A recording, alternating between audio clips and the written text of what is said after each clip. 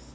In this video, I'd like to tell you about the medieval Trivium, the foundation of the liberal arts degree that you would get in the time, and why it is so superior to the modern joke that is liberal arts. Now, the medieval Trivium came actually from ancient Greece. You can find this in Plato's writings.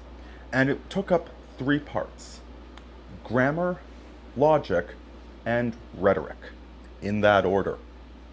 These were the foundations of systemic reasoning, of rational thought and public discourse. And without these things, you really cannot reason in a proper manner. Now, it certainly sounds strange to us today. Grammar, logic, and rhetoric? Logic sounds like an education, but rhetoric's just what they have on commercials. And grammar, well, does it really matter if you use the correct grammar in your writing? Except there was a method to all of this. There was a reason for it. There's a reason that this tradition lasted for thousands of years, and it was only recently that we threw it all out with our modern educational theories. And it is this. You start with grammar. Grammar is about the basic building blocks of language. It's not the didactic form of grammar that we have nowadays, where you have to memorize how everything goes, and you get it right or you get it wrong, and why is this the way we do things?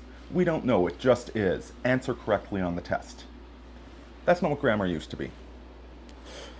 Grammar used to be about actually understanding how a language works, how sentences are constructed, how they interact with one another.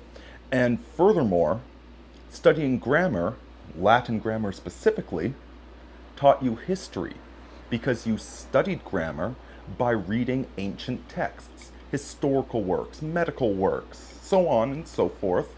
You learn about the real world as you're teaching yourself grammar. None of this lazy fox jumping over the log nonsense. You're actually reading worthwhile material as you teach yourself the grammar. And by understanding the grammar, understanding Latin grammar in particular, English is a mutt tongue, and we don't understand half the rules because there's no obvious consequence for any of the rules. Who, whom? What's that? What's an accusative case? In Latin, all of this makes sense. Latin is a fundamentally rational language where all the constructions are very well worked out and make a lot of sense. And so by disciplining your mind to use words in these correct manners, you discipline the basis of your thought. Now, once you've studied grammar, you move up to logic. Logic, and I'm sure some of you have studied the philosophy of logic, it's the basis of electrical engineering. All electric circuits work on Boolean logic. Logic is taking these sentences that are grammatically correct and manipulating them, having them interact with one another to create a new synthesis, to create something new that you did not have before when you just had the grammar. The grammar is the facts, and now you're using logic to take the facts and build something new, to build a machine out of it. And finally, rhetoric. Rhetoric is the art of persuasion, but just like logic is built off of grammar, rhetoric is built off of logic. To have a rhetorically sound argument that convinces people, you need to have done your homework. You need to have studied the material. You need to have worked the logic of it all out, how all these things interact. And then rhetoric is the art of presenting it to other people, communicating to other people, and taking this synthesis, this new idea that you've developed with logic, and bringing it into the world. Of course, there are some higher arts as well, but the trivium, these three basic things were what was required for a liberal arts degree, and without them, you just could not reason properly. Now, let's contrast that to the modern education system. These days, we start out by teaching kids rhetoric.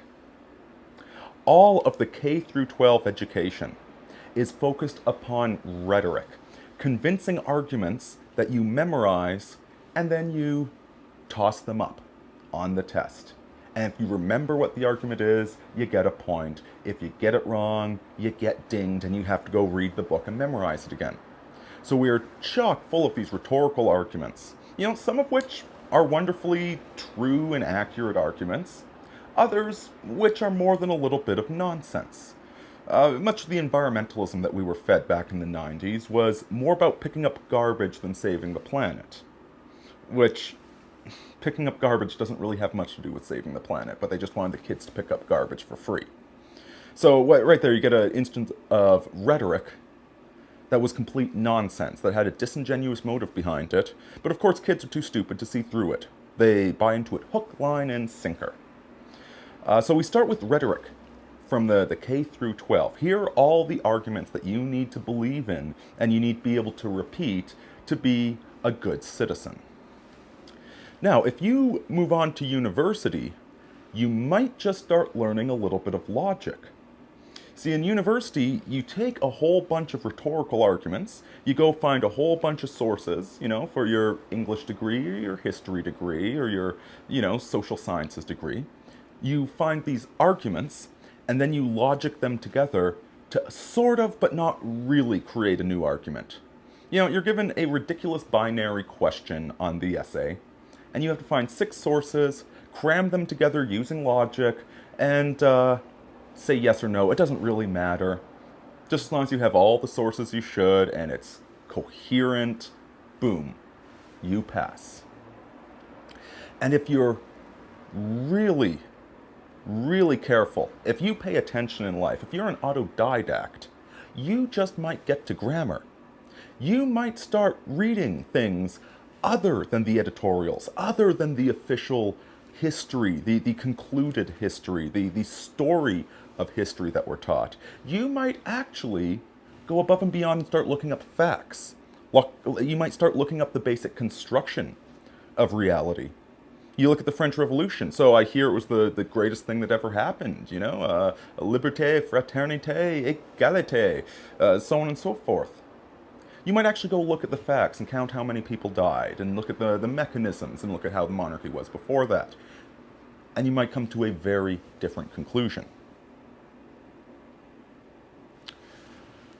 This current education system sets us up to be the most opinionated and ignorant people on the planet because we start with rhetoric.